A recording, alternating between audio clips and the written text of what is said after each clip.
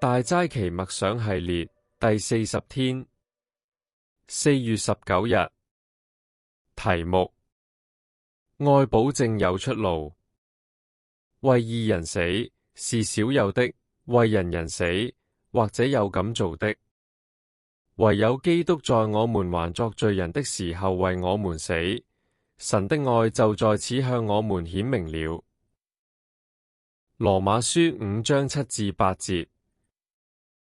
保羅喺羅馬書第5章中提到世上有3種人：義人、仁人同罪人。義人者係恪守律法嘅人，但係佢哋卻獨善其身，對其他人毫不關心。仁人者係充滿同情心嘅大好人，樂於助人，慷慨大方。罪人者係頂撞上主、自私自利嘅人。猶太人以趣味嘅詮釋指出佢哋嘅心態。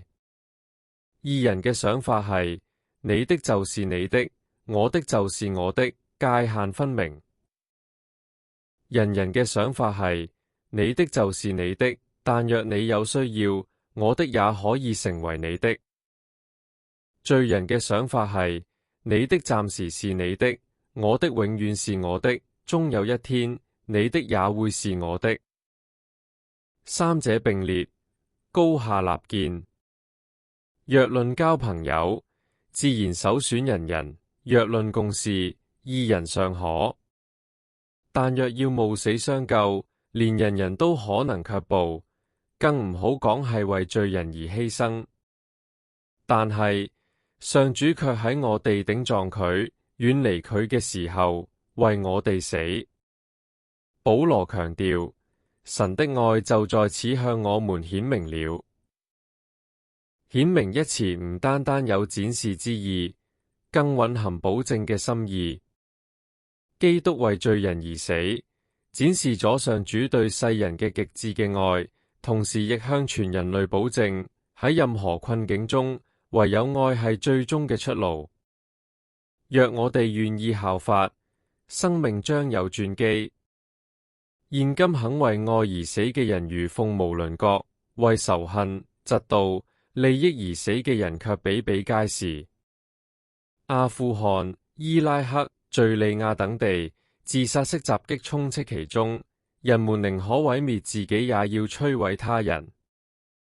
基督以佢嘅生命為我哋樹立榜樣，走上十字架，看似羞辱，卻係榮耀；看似軟弱，卻係剛強；看似死亡，卻係生命。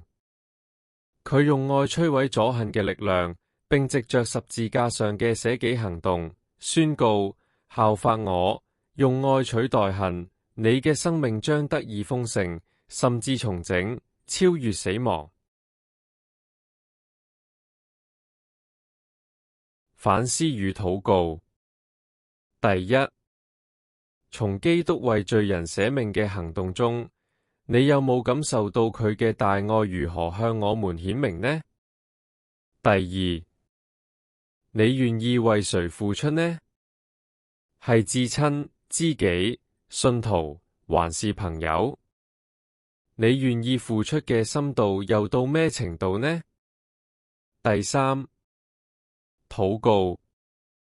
主啊，今日係你深埋墳墓之日，你甘願為罪人而死，為唔信你嘅、頂撞你嘅人而死。